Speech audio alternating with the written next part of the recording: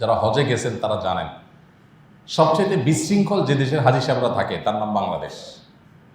বাংলাদেশের চাইতে বিশৃঙ্খল অন্য কোনো দেশে হাজিরা থাকেন আমার অন্তত দীর্ঘ বহু বছর অভিজ্ঞতা তা বলে না।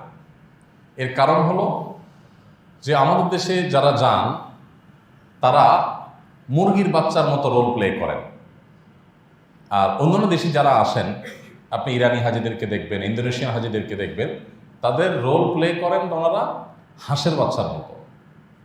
হাঁসের বাচ্চা আর মুরগির বাচ্চার মধ্যে পার্থক্য কি? আমরা কি এগুলো দেখি? আল্লাহর এই সৃষ্টির মধ্যে কিন্তু বহু ইন্ডিকেট আছে।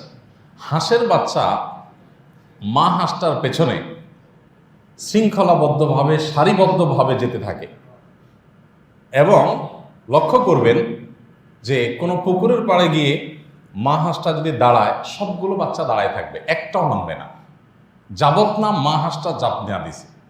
মা হাঁসটা লাভ দিছে একটা একটা করে দেখবেন সবগুলো লাভ দিছে। শুধু পানিতে না, যদি মা হাঁসটা আগুনেও লাভ দেয় দেখবেন যে সবগুলো বাচ্চা আগুনে লাভ দিছে। এ হলো হাঁসের বাচ্চার লাইফস্টাইল। যখন চলে দেখবেন একটা পিছনে একটা পিছনে একটা সারিবদ্ধভাবে যায়, শৃঙ্খলা করে যায়, তাই না? আর মুরগির বাচ্চা কি হয়? মুরগির বাচ্চা হলো দেখবেন যে 3-4টা মা মুরগির আগে চলে গেছে, 3-4টা ডানে চলে গেছে, 3-4টা দক্ষিণে চলে গেছে, আবার কতগুলো পিছে চলে গেছে, আরেকটারে কুত্তে দৌড়াইতেছে, এই না অবস্থা থাকে। মুরগির বাচ্চা কখনো শৃঙ্খলা যেতে দেখছেন? কখনো দেখবেন না। হাঁসের বাচ্চা কিন্তু অলওয়েজ শৃঙ্খলা চলে। এই কারণে লক্ষ্য রাখবেন তুলনামূলকভাবে মুরগির বাচ্চা বিপদে পড়ে বেশি, হাঁসের বাচ্চা তুলনামূলকভাবে বিপদে পড়ে কম। বাংলাদেশি হাজিরা হলো মুরগির বাচ্চার মতো, আর ইন্দোনেশিয়ান, মালয়েশিয়ান, ইরানিয়ান, অন্যান্য দেশে হাজিদেরকে দেখবেন তাদের আচরণটা হলো হাঁসের বাচ্চার মতো। যারা হজে গেছেন, মক্কা গেছেন, ওমরা গেছেন, তারা দেখেছেন যে তাদের দলনেতার পেছনে তাদের সচিব, প্রফেসর, সাংবাদিক, ডাক্তার, ইঞ্জিনিয়ার, আলেম, খতিব, সব কোন প্রফেশন এটা পরিচয়। আমি হজ করতে আসছি এখন এই ভদ্রলোকের নেতৃত্বে, অতএব ওনার কমান্ড মেনে আমি চলবো, ওনাকে লিডার মেনেছি, আমি ওনার অনুসরণ করব। দেখবেন তারা একেবারে একজন পর একজন দলবদ্ধভাবে। ইন্দোনেশিয়ান, মালয়েশিয়ান হাজিদেরকে আপনি সচরাচর মিনাতে, মুজদালিফাতে, আরাফাতে একজন দুইজন একাকি আপনি কোথাও দেখবেন না, রেয়ার কেস। যদি দেখেন সেটা রেয়ার কেস। আর বাংলাদেশি হাজিদেরকে এর উল্টা, একসাথে বাংলাদেশি হাজিদের 50-60 জনের কাফেলা আরাফাত থেকে এসে মুজদালিফা এসেছেন, মুজদালিফা থেকে তারা জামরাত থেকে মক্কায় গিয়ে তওয়াফ করে আবার মিনায় তাঁবুতে ফিরে আসছেন। পুরো টিম একসাথে, একজনও এদিক সেদিক হয় নাই। এরকম ঘটনা বাংলাদেশের ইতিহাসে একটাও ঘটছে এরকমটি বলার কোনো সুযোগ নাই। এই চিত্রটা আমি কেন তুলে ধরেছি? মানে আমরা বিশৃঙ্খলা করার ব্যাপারে যে কত ওস্তাদ, হজ করতে গেছেন, ওমরা করতে গেছেন, ইবাদত করতে গেছেন, সেখানেও শৃঙ্খলা আমরা বুঝি না।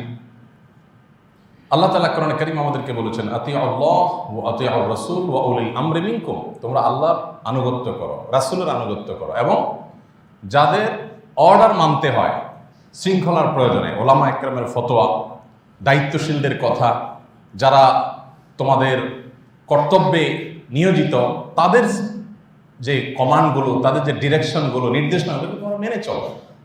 পৃথিবীর অনেক দেশে দেখবেন যে মানুষ নিজ দায়িত্বে শৃঙ্খলা মেনটেন করে।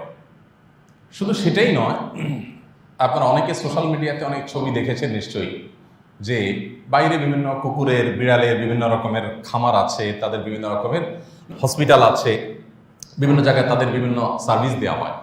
অনেক ছবি আমার চোখে পড়েছে, আপনারাও দেখে থাকবেন, যে ওই খাবারের জন্য সিরিয়াল ধরে কুকুরগুলো দাঁড়িয়ে আছে, বিড়ালগুলো দাঁড়িয়ে আছে, কারণ তাদের সে প্রশিক্ষণ দেওয়া হয়েছে। দুঃখজনক যে আমরা বিষয়ে মানুষ শৃঙ্খলা মেনটেন করি না। প্রসঙ্গত কথা আসলো সেজন্য বললাম যে আমরা চেষ্টা করব সবসময় শৃঙ্খলা মেনে চলার। আমাদের বাচ্চাদেরকে সবসময় আমরা শৃঙ্খলা শেখাবার চেষ্টা করব, এবং এটা একটা ইবাদত। আমাদের মুশকিল হলো আমরা মনে করি সুবহানাল্লাহ বলা ইবাদত, আলহামদুলিল্লাহ বলা ইবাদত, আল্লাহু আকবার বলা ইবাদত। এটা বোধহয় ইবাদত না, এটা বোধহয় দুনিয়ার বিষয়।